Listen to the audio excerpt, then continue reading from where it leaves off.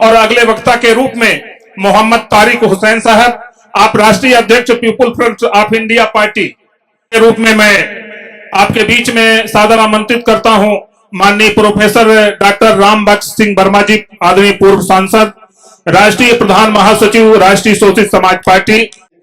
आज के इस महत्वपूर्ण कार्यक्रम के अध्यक्ष हमारी पार्टी राष्ट्रीय शोषित समाज पार्टी के राष्ट्रीय अध्यक्ष भाई श्री दिलीप चौधरी जी,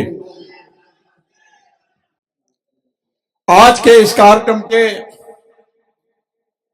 परम सम्मानित मुख्य अतिथि, जिनके बारे में कुछ भी कहना सूरज को दीपक दिखाना है। लोग कहते हैं हजारों साल तक नरगिस अपने बेनूरी पे रोती है, बड़े मुश्किल से होता है चमन में दीदा भर पैदा। ये कहावत अगर आज के मुख्य अतिथि के लिए कही जाए तो मैं समझता हूं ये अतिशयोक्त नहीं होगी। हमारे लिए बहुत ही गौरव की बात है कि हमारे साथ में आज मंच पर महाराष्ट्र के जाने माने विधि विशेषज्ञ, सुप्रीम कोर्ट के अधिवक्ता और मुंबई विश्वविद्यालय के विधि विभाग के विभागाध्यक्ष रहे, बहुजन रिपब्लिकन सोशलिस्ट पार्टी के राष्ट्रीय अध्यक्ष, संस्थापक अध्यक्ष भाई डॉक्टर सुरेश माने जी,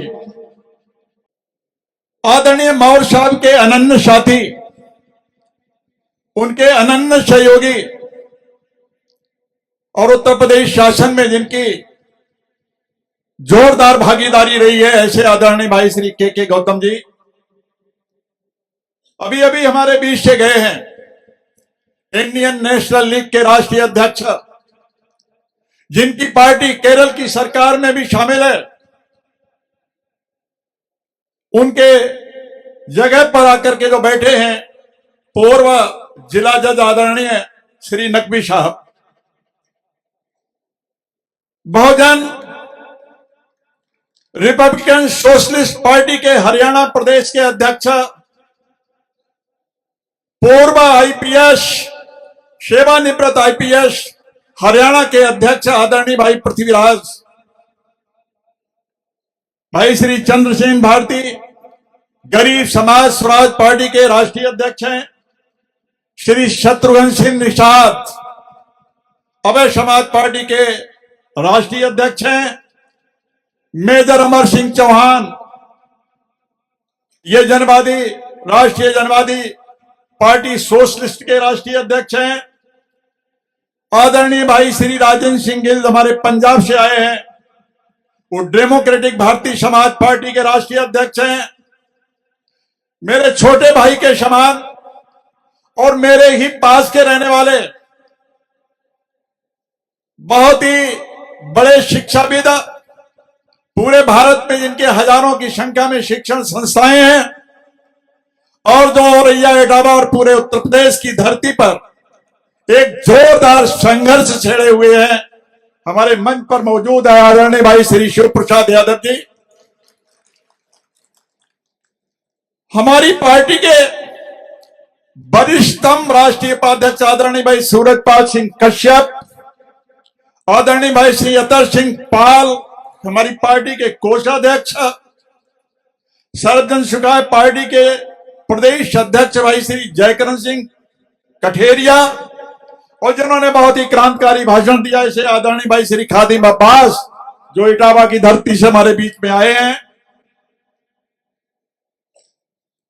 इसके साथ साथ हमारे बहुत से विद्वान जन जो मंच पर उपस्थित हैं, और इस सभागार में उपस्थित सभी बुजुर्गों, नौजवान साथियों, प्यारे बच्चों, मीडिया से जुड़े हुए दोस्तों, मैं आप सभी को यथायोग अभिवादन कहता हूं, आप सभी को लाल सलाम कहता हूं, आप सभी को क्रांतिकारी अभिवादन कहता हूं।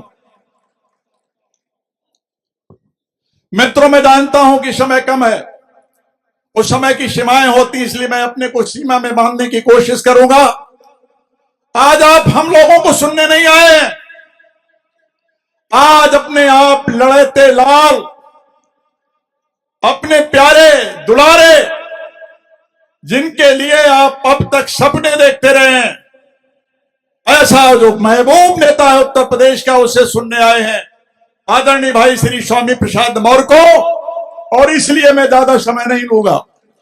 मित्रों, ये पार्टी जिसका आज ये प्रतिनिधि सम्मेलन है, आज से लगभग 10 वर्ष पहले इसका निर्माण हुआ था और जिसके संस्थापक अध्यक्ष बैठे हुए आदरणीय मुख्य अतिथि के बगल में भाई श्री साहब सिंह जी धनगर, ऐसे ऐसे बिरले लोग होंगे। मित्रों, इन्होंने जाति नहीं सोची है, इन्होंने वर्ग सोचा है। वर्ग का हित कैसे होगा, इस निष्कर्ष पे ये पहुंचे हैं। अगर जातीय उन्माद इनमें होता तो आज इनकी पार्टी में मैं नहीं होता, इनके पार्टी में आदरणीय श्री सूरजपाल सिंह कश्यप नहीं होते, और आज इस पार्टी में आदरणीय भाई श्री स्वामी प्रसाद मौर्य को लाने के लिए भैया जी ने वर्षों तक तपस्या नहीं की होती। तो ऐसे त्यागी पुरुष भाई साहब सिंह धनगर, इसलिए मैं कहना चाहता हूं मित्रों, मैंने यहां पर भी कुछ उद्घोष सुने हैं, मैंने यहां भी कुछ नारे सुने हैं। मैं आपको सावधान करना चाहता हूं। आज एक नए संसार का बीजारोपण हो रहा है। यहां से एक नया आंदोलन चलेगा और जो व्यक्ति इसका नेतृत्व करेगा उसका कोई अपनी जाति नहीं, कोई धर्म नहीं। अगर धर्म है तो केवल इंसानियत, और अगर उसका कोई सपना है तो सपना यही है कि इस देश के जो बहुजन समाज के लोग हैं, उन्हें संविधान में जो अधिकार मिला है, उन अधिकारों को इस समाज को कैसे दिलाया जाए, इसके लिए उन्होंने बहुत बड़ा त्याग किया है। मेरे भाइयों, इसी क्रम में मैं इस पार्टी में जुड़ा। मैं 2 बार विधायक रहा हूं, 1 बार मेरी पत्नी विधायक रही है, 2 बार मैं सांसद रहा हूं, तमाम संसदीय समितियों में रहा हूं। और इस उम्र में जब मैं एक कम 80 वर्ष का हो रहा हूं, मैं जानता हूं मेरे पास समय बहुत कम है। और मैंने कहा एक दिन अपने साथियों से, आदरणीय मौर्य साहब से, कि मेरा एक सपना मैं चाहता हूं कि इस संसार से कूच करने से पहले, यहां से रुखसत होने से पहले, आदरणीय भाई मौर्य साहब जी, इस सल्तनत को संभालिए, आप ही संभाल सकते हैं। और मैं मरने से पहले चाहता हूं कि मेरी हसरत पूरी हो। मैं अपने क्रांतिकारी नवयुवकों से कहना चाहता हूं कि अपने नारों को जरा आप देख लें। अगर आपका नारा है, अगर आपका ये नारा है जो हमारे क्रांतिकारियों का नारा हुआ करता था, सरफरोशी की तमन्ना अब हमारे दिल में है, देखना है जोर कितना बाजुए कातिल में है। अगर ये आप नारा देते हैं तो आप सफल होंगे। आप सफल नहीं होंगे, आप इतिहास बनाने वालों में आपका नाम दर्ज हो जाएगा। इसलिए आज जातीय संघर्ष करने का समय नहीं है, आज समय है तो वर्ग संघर्ष का है। ये वर्ग जिसकी संख्या इस देश में 85% है और 15% में जिसमें आपकी हिस्सेदारी है, उसको संगठित रखने के लिए हमें अपने जातीय हितों को बलिदान देना होगा, हमें वर्गीय हित के लिए काम करना होगा। मित्रों, आज से लगभग 11 महीने पहले श्री महेश मानती यहीं कहीं बैठे हैं पंडाल में। ये भी बहुजन समाज के नायक हैं। इन्होंने मुझे दिल्ली में बुलाया था रामलीला के मैदान में। 10 तारीख थी, 10 मार्च, और 11 मार्च को मैं लखनऊ गया था। भैया जी ने वहां पार्टी का, राष्ट्रीय शोषित समाज पार्टी का अधिवेशन बुलाया था। मैं उसमें मुख्य वक्ता था और उसमें मेरे छोटे भाई आदरणीय श्री स्वामी प्रसाद मौर्य उसके मुख्य अतिथि थे। और जब उस सभागार में जब हम लोग बैठे थे, इसी तरह मंच पर भाई श्री स्वामी प्रसाद मौर्य का प्रवेश हुआ, मौर्य जी बता देना अगर मैं कुछ गलत कह रहा हूं, और हमारे साथी बैठे हैं, शिव प्रसाद जी भी होंगे शायद।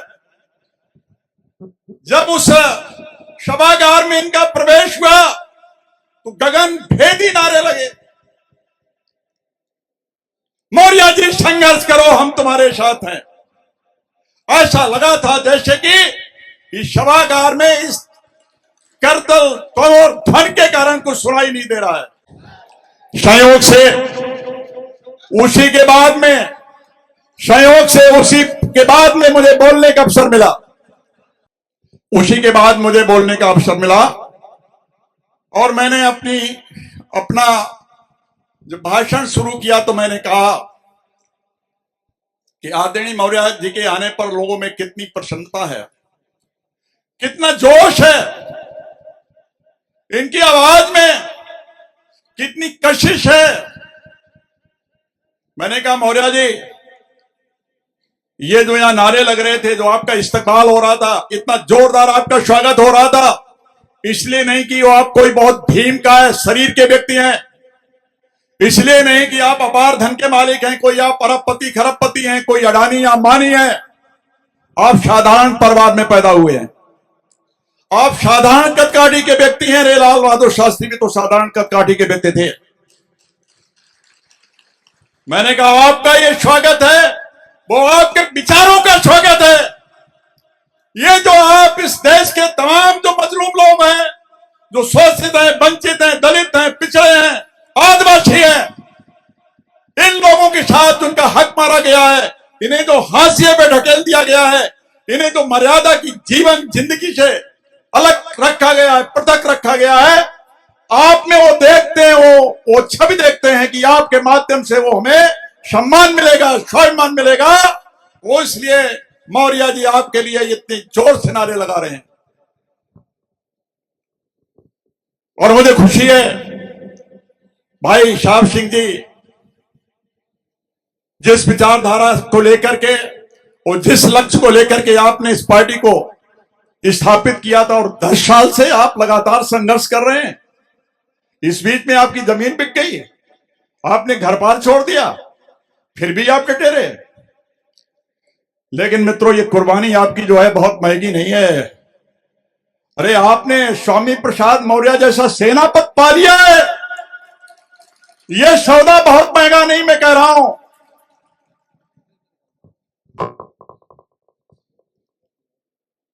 मित्रों, अभी युद्ध होगा, युद्ध आने वाले दिनों में होगा।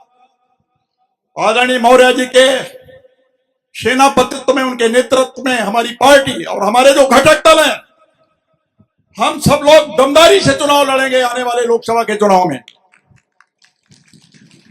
और मित्रों, कहीं हम जीतेंगे, वो जहां नहीं जीतेंगे वहां पर फिरका प्रस्ती ताकतों को हराने का काम करेंगे। अगर नहीं जीतेंगे तो भी फिरका प्रस्ती ताकतों को हराने की कोशिश करेंगे, जिससे कि जालिम फिर ना आ पाए। अरे ये फिर वही काम करने लगे हैं जो पुत्र में सुंग ने प्रारंभ किया था, उसी मनवाद को लाने का प्रयत्न हो रहा है। आज फिर वर्ण व्यवस्था के आधार पर लोगों के साथ में अन्याय होने का प्रयास हो रहा है। इसे दफनाने के लिए ये मनवाद फिर न पैदा हो पाए हिंदुस्तान में, इसके लिए इस देश के जो नौजवान हैं, जो आपकी तरुणाई है, उस तरुणाई को आपको झोंकना पड़ेगा इस युद्ध में। मैं यहां के जितने भी तरुण हैं, उन भाइयों से और उन नौजवानों से कहना चाहता हूं। रामधारी सिंह दिनकर ने लिखा था एक जगह, समर शेष है नहीं पाप का भागी केवल ब्याज, जो तटस्थ हैं समय लिखेगा उनका भी अपराध। अरे नौजवान साथियों, यहां जोश दिखाने के बाद में घर जाकर के अगर आप ठंडे हो गए, आपका जोश नहीं, ये जोश रहना है। अनवरत रात दिन अहरनिश दिन रात चलना है, और तब तक चलना है जब तक कि आप लक्ष्य प्राप्त न कर लें। अगर उन्होंने अपनी मां का दूध पिया है तो क्या आपने नहीं? अरे आप तो धरती को फाड़ करके अन्न उगाने वाली कौमें हैं। आप वो लोग हैं जो अपने श्रम के द्वारा इस देश का सृजन करते हैं। मेरा विश्वास है जिस देश की तरुणाई, इस वर्ग की तरुणाई संगठित हो जाएगी। अरे मुख्यमंत्री बहुत छोटा पद है, उस दिन स्वामी प्रसाद मौर्य इस देश के प्रधानमंत्री होंगे, ऐसा मेरा विश्वास है। मैं बहुत संक्षेप में करने की कोशिश कर रहा हूं। देखिए, अभी तो हम दमदारी से चुनाव लड़ेंगे लोकसभा का, और आने वाले चुनाव में 2027 के चुनाव में भाई श्री स्वामी प्रसाद नेतृत्व में उत्तर प्रदेश की सरकार बनाने के लिए चुनाव लड़ेंगे। और उसके बाद में जो विधानसभा का चुनाव होगा उसमें आदरणीय स्वामी प्रसाद मौर्य को मुख्यमंत्री बनाने के लिए चुनाव नहीं लड़ेंगे, क्योंकि उस समय मौर्य जी हमारे लिए उपलब्ध नहीं होंगे। अगर आप सब लोगों ने जोश खरोश साथ दिया तो उस समय स्वामी प्रसाद मौर्य हिंदुस्तान की प्रधानमंत्री की कुर्सी पे होंगे, हमें दूसरा मुख्यमंत्री खोजना पड़ेगा। इन्हीं शब्दों के साथ वाजिब हमें इशारा हो रहा है। हमारे बहुत अच्छे साथी हमसे योग्य लोग हैं, बहुत अच्छी लोगों ने बातें कही हैं, मैं अपने को संबद्ध करता हूं। और इस उम्र में मित्रों आप सबसे वादा करता हूं, इस उम्र में भी आप सबसे वादा करता हूं, अभी भी मैं एक साल में 10-15 हजार किलोमीटर चल सकता हूं। मैं आपसे वादा करता हूं कि जब तक शरीर में जान है तब तक आपके सपनों को पूरा करने के लिए मैं और मेरे साथी सदैव लगे रहेंगे, और मरते दम तक चाहेंगे कि देश के करोड़ों करोड़ लोगों के साथ जो अन्याय हुआ है उस अन्याय से मुक्ति मिले। बहुत बहुत आप सभी को धन्यवाद, आपने जो मुझे सुना, बहुत बहुत धन्यवाद। जय हिंद, जय भारत, जय संविधान। हमारे चैनल बहुजन दस्तक को लाइक, शेयर, सब्सक्राइब देखना मत भूलिएगा। जय भीम, जय भारत, जय संविधान। नमो बुद्धाय। धन्यवाद। चैनल आर्थिक समस्या से गुजर रहा है।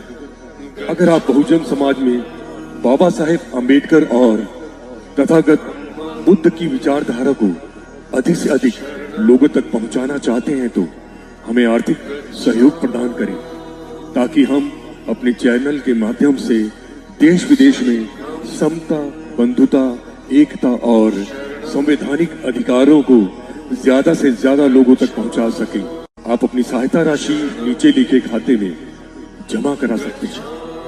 खाता धारक गौतम रत्ना, खाता संख्या 3169576865 IFSC कोड SBIN 0060336, बैंक भारतीय स्टेट बैंक।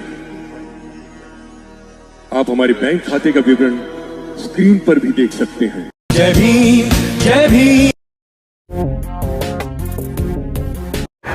मैं गौतम रत्ना आपका बहुजन फिल्म प्रोडक्शन में स्वागत करता हूं, और आप हमारे प्रोडक्शन हाउस के अंदर अपना कैरियर बना सकते हैं as a film director, as a producer and actor and actress and editor and cinematographer also. अगर आपको फिल्म से रिलेटेड कुछ भी प्रोजेक्ट आपको बनवाना है तो हमारे पास में पूरा सेटअप है, जिसमें फिल्म कैमरा है, शूटिंग लाइट्स है और एडिटिंग है। सारा A to Z एक ही जगह पर आपको हमारे यहाँ पर मिल जाएगा। तो दोस्तों आप हमें कांटेक्ट कर सकते हैं हमारे नंबर्स पर 9810085714 और 8510005714। हमारे वेबसाइट पे विजिट कर सकते हैं www.filmserviceindia.com, और हमें मेल भी कर सकते हैं gautamfilmsproduction@gmail.com पर। धन्यवाद।